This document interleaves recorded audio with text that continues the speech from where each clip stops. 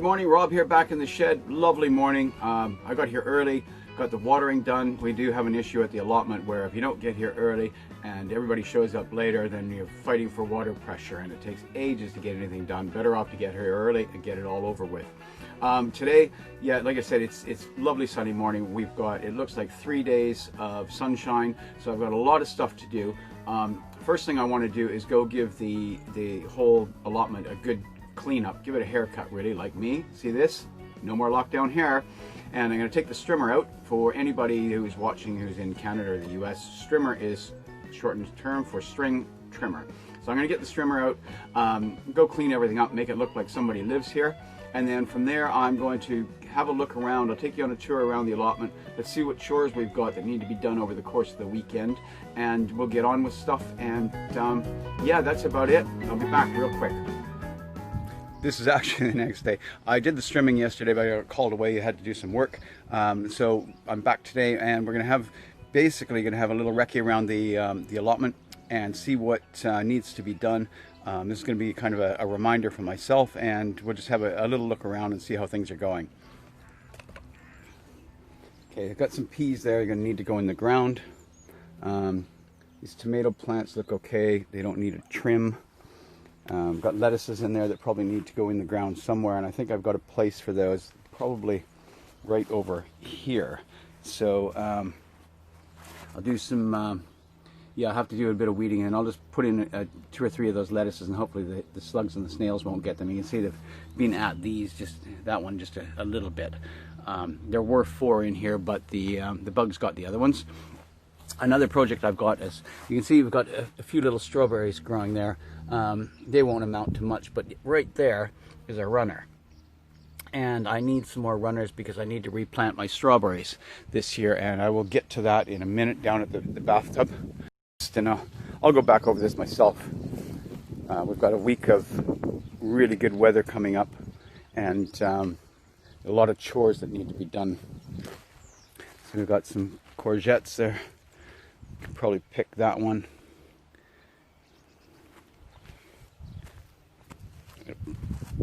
Lovely little pumpkin, and another one there. And this one, this is my Atlantic Giant, which is not so giant this year. Don't know what happened. I wasn't impressed with the seeds to begin with. Only about 3 out of the package sprouted, and then the slugs got one. The other one died, and this one just doesn't look very well. So I will I'll probably just pull that up and put something else into that pot. I've got to get these deadheads off the lupins, clean that up, and then this little patch of tomatoes. This was just a scruffy bunch that I picked up. They were probably should have died really, but I just popped them into the ground. They just need a little trim underneath to create some airspace, but there's actually fruit on there. A couple more lettuces, and then I've got some.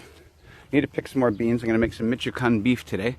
You see we've got some beans to be picked, and they're doing really well. I just picked this yesterday, and there's already just loads more. So when these plants are mature on here, once they've grown right up to the top, then I probably get about, well, anywhere from ½ a kilo to 1 kilo a day of green beans, the French beans. And we eat loads of them. Celeries are doing really well. Probably about 3 weeks I'll have to blanch those.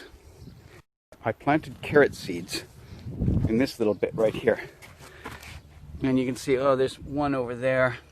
There's another one. There should have been 2 rows of carrots in there, but they really didn't do very well, and I think it is because that plot, that little patch there, I put in a bunch of horse manure. And apparently carrots don't like horse manure, because these ones over here in the tub were planted the day before, and they like the tub. And that is just regular compost and soil in there, no manure. Peas that we planted last week are doing really well. Here's the bathtub with the strawberries. Now, these plants have been in here for 3 years. They produced okay, but they had a really hard winter. So what I'm going to do is I need to get some runners, and you can see right here there's one that I pulled that up when I was pulling some weeds, and that is a good runner. And I'll take that, I'll cut it later, and pop it into a tray, and let the plants grow. And then those will go in probably mid-August as new plants. I'll dig this whole thing up, put some fertilizer into it, maybe some manure, and then replant the entire tub, and then I'll compost all these old plants. They've done their bit, but I've been on the lookout for some other plants as well with some bigger berries, just to mix it up, and maybe some ever-bearing, like whole summer bearing. These are just June bearing, and they're, as you can see, they're done. What else do we have to do? I need to find out, I don't know if we can see on the underside of these leaves, these are my black beans, black turtle beans, and you can see it's absolutely loaded in black fly. The ants seem to be eating up some of them, but I need to find something to cure that. Fortunately, it seems like they've just contained down here to the black beans, but they don't seem to be producing, and I'm a bit disappointed. Have a look, see if there's anything else. I think really that kind of sums it up, stuff that needs to be done. And except for the big one is that shed. Now, the wind blew the roof off that shed completely off, including the top 3 or 4 boards in October. 70-mile-an-hour wind. Took the roof off, dropped it over in the next plot over there. So I think I'm going to have to get to that in the next couple of weeks, because really it needs to be sorted out soon. It's a matter of finding, because of the lockdown, it's been hard to get somebody to deliver the materials, and also the cost as well. I got that shed for free, and don't really want to spend loads of money on it, but it does need a roof, and it'll last for years and years more. So right now I think I best just get on with what needs to be done, and I think the first thing I'm going to do is pick some beans and then do those deadheads, and I'll be back to see you later. So I've picked some beans, and those will go in with the Michoacan beef for tonight. I picked some yesterday as well. We've got a few more. The Michoacan beef is a lovely recipe with loads of beans in it. This is that Atlantic giant pumpkin. I went ahead and dug it up, and you can see here, well, the roots are, they're yellow. They shouldn't be like that. There's obviously something wrong with this plant. So probably best just to get rid of it, and it wasn't doing anything. There were no female flowers on this at all. They're all males. So I've put in some shallots into that pot instead. I didn't want to disturb the other pumpkin plants. And also in the meantime, I have knocked all those deadheads off the lupins, and hopefully they'll flower up a bit. I just did a bit of reading about it. Don't really grow a lot of flowers and don't know a lot about them.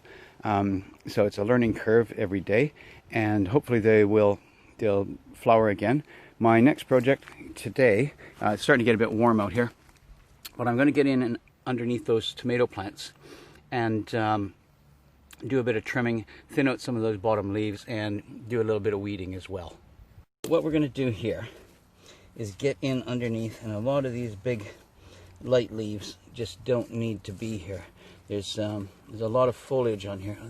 We move this like that and get this around that stick, and maybe it'll stand up a little bit straighter and provide a little bit more light for the tomatoes that are actually, there we go. Do it like that. So stuff like this just doesn't need to be there because it's not doing anything. It's down there in the dark. All it's doing is taking up space underneath and preventing the air from being able to move around inside. And you can see it's already created a lot more airspace. And also any that are down at the bottom like this. You can see these ones down the bottom.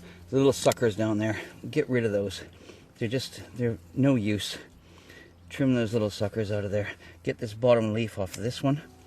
And now that's just opened it right up. Oh, there's another sucker down there. Like I said, these were just kind of plants that I picked up over at the shop for free. They were just going to go in the compost anyway, and I thought, well, I've got a little bit of space. I'll plant them. And let's see, what do we got down here?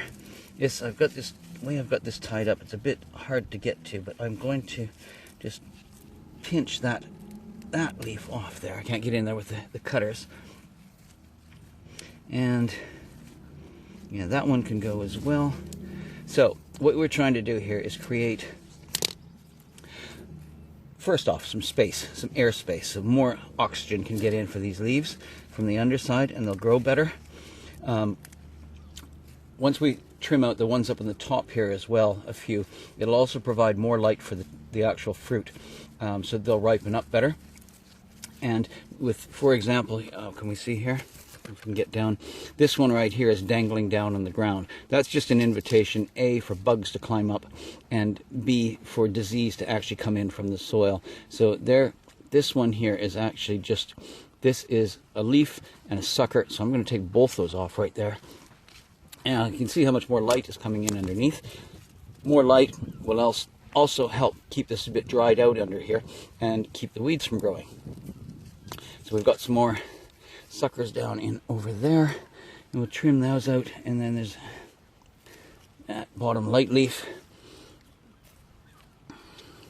and it just thins it out, makes it a lot more open, also makes it easier for me to get in here and weed. So I'm going to go and do the rest of this patch and get that taken care of. But that's you don't want to take off all the stuff on the top.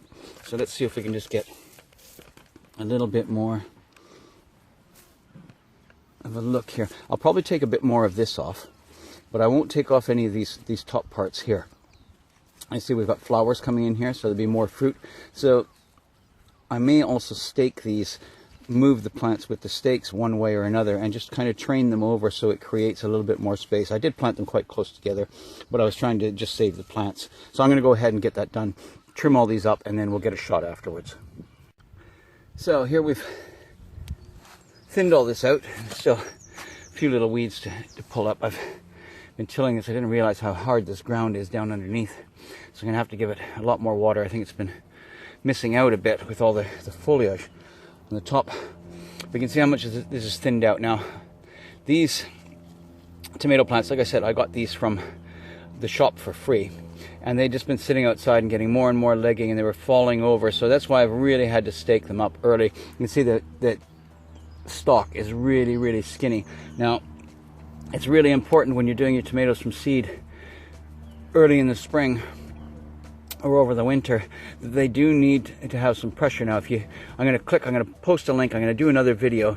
So if you up at the top, click on that link, that'll take you to another page. I'm going to do a video on why you need to get more stalk strength, and it's all about really early in the plant's life. It just needs some air, it needs some movement, and that builds stalk strength and plant strength. So we'll talk about that in the other video. For now, this is all cleaned up. You can see how the plants are just, it's all thinned out. They've got so much more light. And now over here, you can see how much foliage I've taken off. Big pile of leaves. And there may still be a couple to take off here, but for the most part, that's pretty clean. And well, maybe just like that one right there. Just pinch it off with the nails. And there's another one there that can go. But other than that, that's all done for today. Lots more light underneath, and lots more air, and a lot more sunlight. And that fruit, that little tomato right there, will ripen up really quickly. It'll grow fast. Don't even know what kind these are, but we'll find out when they're all ready to go. Back in the kitchen, time to make some Michoacan beef. Beans are in the fridge, the ones I picked earlier. I told you about this. It's a lovely recipe, really spicy, good with some rice. I've got the beef ready to go. In the meantime, make sure you subscribe. But also, I told you about doing that video on the tomatoes, building stalk strength to make your plants more healthy and getting more fruit and getting them up taller. I'll post a link for that one down below, but there should be a little box up on the top there as well. In the meantime, like I said, subscribe, like, share, all that stuff, and I'll see you next time.